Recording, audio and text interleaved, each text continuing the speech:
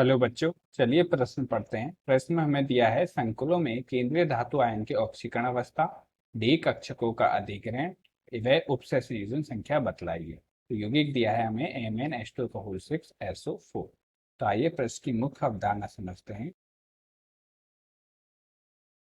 यौगिक है हमारा Mn का होल 6 और SO4। तो इसमें हमारा क्या है, संकुल धनायन है, धनायन तथा जो सल्फेट आयन है ये हमारा क्या है, ऋणायन। Mn है ये हमारा क्या है, केंद्रीय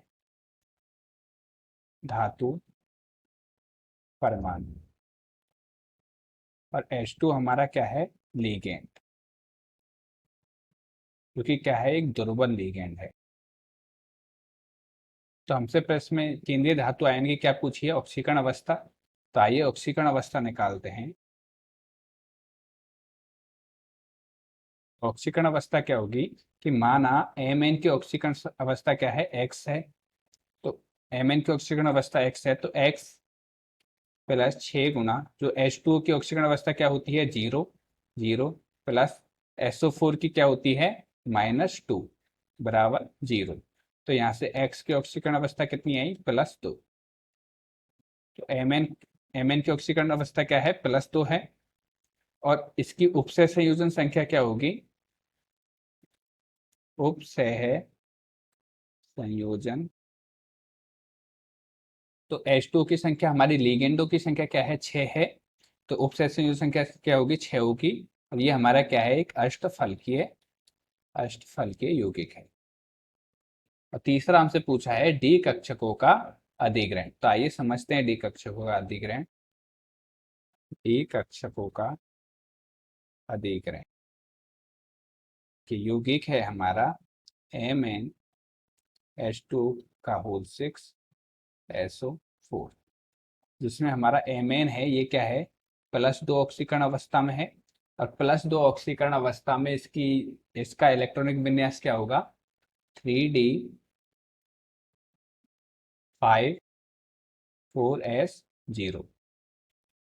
तो इसके डी कक्षक में कितने हैं, 5 इलेक्ट्रॉन हैं। 1 2 3 4 5, 5 इलेक्ट्रॉन है इसके पास।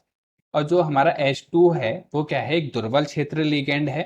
तो H2 दुर्बल क्षेत्र लिगेंड है, तो जब H2 लिगेंड आएगा तो इसका विपाटन होगा, डी कक्षक का क्या होगा, विपाटन होगा। और ये किस में बदल जाएगा, उच्च ऊर्जा स्तर में और निम्न ऊर्जा स्तर में। उच्च ऊर्जा स्तर हमारी क्या है, Eg कक्षक। निम्न ऊर्जा स्तर है हमारी T2G कक्षक।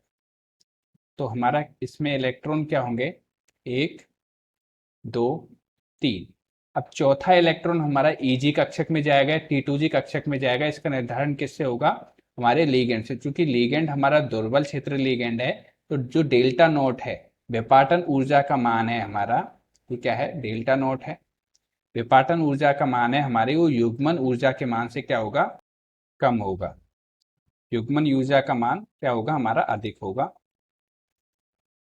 तो इस वजह से जो हमारा जो चौथा इलेक्ट्रॉन है वो T2G कक्षक में ना जाके कहाँ जाएगा, Eg कक्षक में जाएगा। और उसके बाद 5 इलेक्ट्रॉन।